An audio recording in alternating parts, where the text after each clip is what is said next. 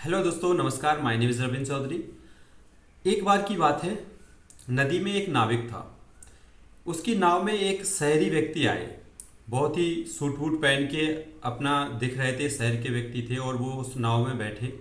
और जैसे ही उस नाविक ने नाव चलाई तो थोड़े आगे गया तो उस नाविक से उस शहरी व्यक्ति ने बोला कि मैं यहाँ पर आया हूँ, मेरी यहाँ पर पानी की फैक्ट्री मुझे लगानी है। यहाँ पर जो पानी बनेगा वो हर एक व्यक्ति के पास पहुँचेगा और वह उसको पिएंगे।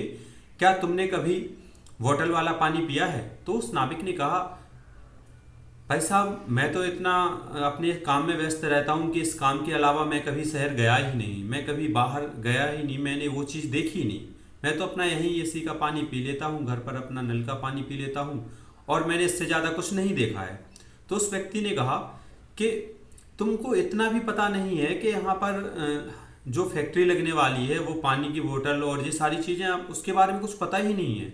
तो उस व्यक्ति ने कहा, नहीं, मुझे नहीं पता है। तो ऐसे थोड़े दूर आगे चलते रहे और उसने बोला नाविक से कि तुम्हारी ज़िंदगी व्यर्थ है, जब तुमको कुछ ही पता नहीं है तो बेकार है तुम्हारी ऐसी ज़िंदगी पर कि तुमको कुछ जानकारी ही नहीं है ज़िंदगी के बारे में। तो ऐसा वह सुनकर उस नाविक को बहुत ही बुरा लगा। थोड़े दूर चलने के बाद ऐसा मौसम चेंज हुआ कि एक उनकी जो नाव थी वो नीचे पत्थर से टकरा गई। और नाव जब पत्थर से टकरानी तो उसमें से छिद्र हो गया और उसमें नाव में पानी भरने लगा। तो जैसे ही उस शहरी व्यक्ति ने देखा कि नाव में पानी भरने लगा और नाविक ने भी देखा कि नाव अब लग रहा है कि नाव अब डूबेगी और इसमें पानी भर गया है, इसको हम नाव को बचा नहीं सकते हैं। तो उस व्यक्ति ने देखा, शहरी ने, तो वह घबराने लगा। उसने कहा, तो फिर उस नाविक ने कहा कि भाई साहब, क्या आपको तैरना आता है? तो उसने कहा कि नहीं भाई साहब, मुझे तैरना नहीं आता है। तो नाविक ने कहा कि इससे तो अच्छा मेरा ही जीवन है कि मुझे तैरना तो आता है। और ऐसा करके वो थोड़ा हंसने लगा, क्योंकि उसको पहले से एक बात ऐसी बोली थी जिससे कि मुझे उससे बुरा लगा था। तो नाविक से उस शहरी व्यक्ति ने कहा, भाई साहब, आप कितना भी पैसा ले लो, आप कुछ भी कर लो, बस मेरी जान बचा लो।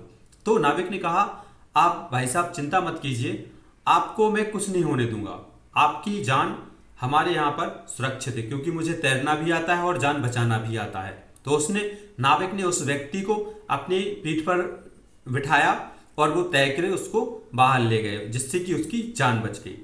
तो इंसान को इस चीज का घमंड, इस कहानी का उद्देश्य है, इंसान को इस चीज का घमंड नहीं होना चाहिए कि मैं क्या हूं।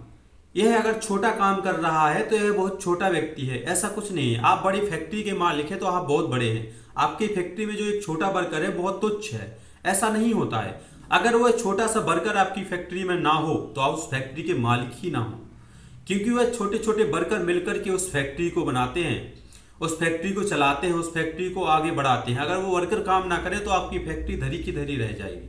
उस फैक्ट्री का आप क्या करोगे जिसमें वर्कर ही नहीं होंगे?